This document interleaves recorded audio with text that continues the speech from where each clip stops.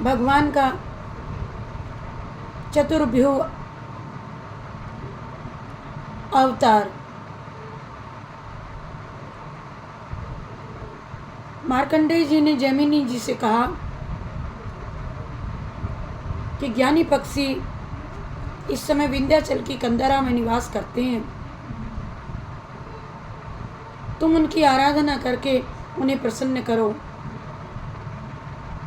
वे तुम्हारी शंका का समाधान कर देंगे। जैमिनी ऋषि ने मार्कंडेय जी को प्रणाम करके विंध्याचल को प्रस्थान किया।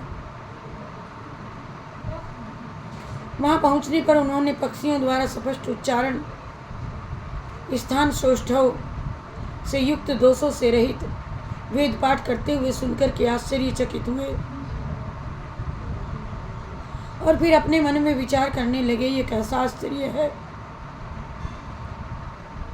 कि द्विजोत्तम पक्षी मुनि कुमार अपने श्वास को नियंत्रित किए दोष रहित बिना रोके एक ही स्वर में स्पष्ट उच्चारण करते हुए वेद पाठ करते हैं।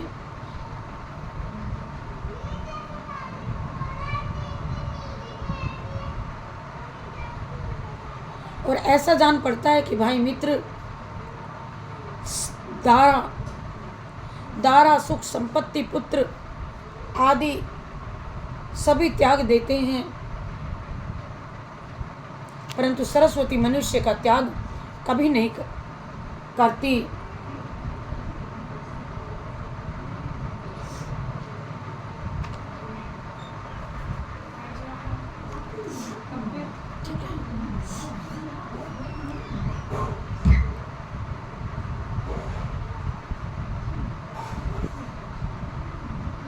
ऐसा विचार करते हुए मुनि ने पर्वत कंदरा में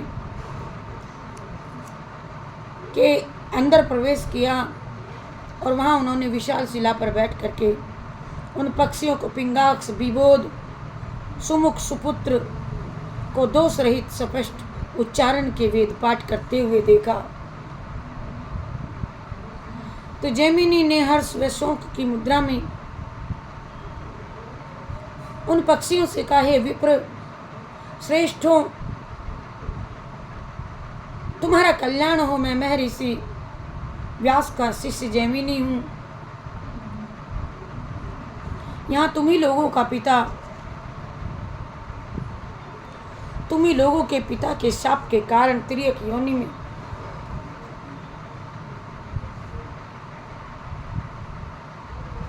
जन्म ग्रहण करना पड़ा मुझे, परंतु इसके लिए दुखी नहीं होना चाहिए, क्योंकि ये सब भाग्य का खेल है। ऐसा प्राय देखने में आता है कि धनी व्यक्ति कंगाल हो जाता है और दरिद्री से दरिद्री व्यक्ति प्रचुर धन संपत्ति वाला हो जाता है, और बड़े से बड़ा हत्यारा भी किसी के हाथों नहीं मारा जाता और सदा दूसरों के प्राणों की रक्षा करने वाला दूसरों के हाथों मारा जाता है। ये सभी घटनाएं पुण्य के क्षीण होने पर ही होती हैं। धन, सम्मान, यश, अपयश आदि सब में भाग्य ही मूल कारण है। इसीलिए उसको भाग्य पर छोड़ करके न हर्ष करना चाहिए, न शौक ही करना चाहिए, क्योंकि हर्ष एवं शौक पर विजय प्राप्त कर लेना ही सच्चा ज्ञान है। इसके बाद पक्षियों ने जैमिनी ऋषि पर पाद्य एवं अर्ध से पूजन करके मुनि को प्रणाम किया एवं कुशल मंगल पूछा। अपने पंखों की शीतल वायु से मुनि के श्रम को दूर किया हवा करके। फिर बोले, हे महात्मन, आज आपके चरण कमलों का दर्शन करके हम लोगों का जीवन आपने सार्थक किया हो गया, हमारा जीवन सार्थक हो गया, क्योंकि देवताओं द्वारा पूज्य आपके चरणों का दर्शन आज प्राप्त हुआ है।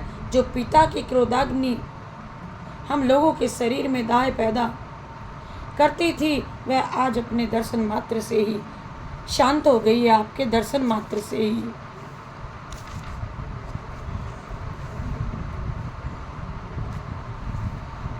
और आपने यहाँ तक आने का कष्ट कैसे किया, हम आपकी क्या सेवा करें, कृपया आदेश करें। जैमिनी ऋषि बोले, विप्रगण, महाभारत नामक शास्त्र में जो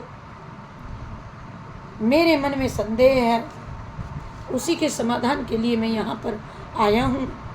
और महात्मा मार्कंडेय जी ने उनके समाधान हेतु आप लोगों के समीप मुझे आने का निर्देश दिया था।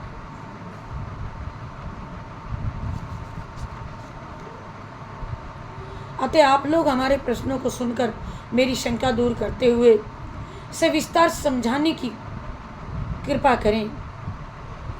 पक्षी बोले, हैं मुनि श्रेष्ठ, चारों वेद, सभी धर्मशास्त्र, सभी वेदांगों जैसे शिक्षा, कल्प, व्याकरण, निरुक्त, छंद एवं ज्योतिष तथा अन्य वेद तुल्य शास्त्रों के हम अच्छे ज्ञाता हैं।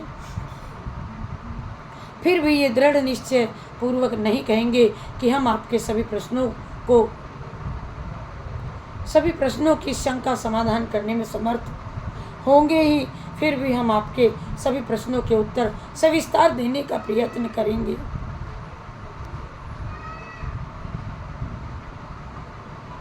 इसीलिए आपके हृदय में महाभारत के प्रति जो भी शंकाएं हैं आप कहें। जैमिनी ने एक एक करके चारों प्रश्नों को रखा। जो बातें निम्न हैं बताते हैं। श्रीमन्नारायण नारायण नारायण भजमन, नारायण नारायण नारायण, जय जय नारायण नारायण नारायण, हरिहर नारायण नारायण नारायण, श्रीमन्नारायण नारायण नारायण, जय जय नारायण नारायण नारायण, श्रीमन्नारायण नारायण नारायण, हरिहर नारायण नारायण नारायण, जय जय नारायण नारायण नारायण।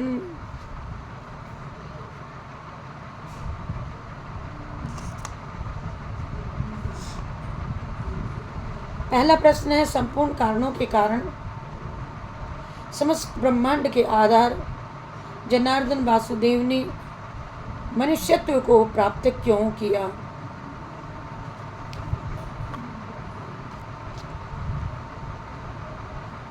संपूर्ण कारणों के कारण और समस्त ब्रह्मांड के आधार जनार्दन वासुदेव ने मनुष्यत्व को क्यों प्राप्त किया। वाह, ओ जय जय नारायण नारायण नारायण, जय जय नारायण नारायण नारायण,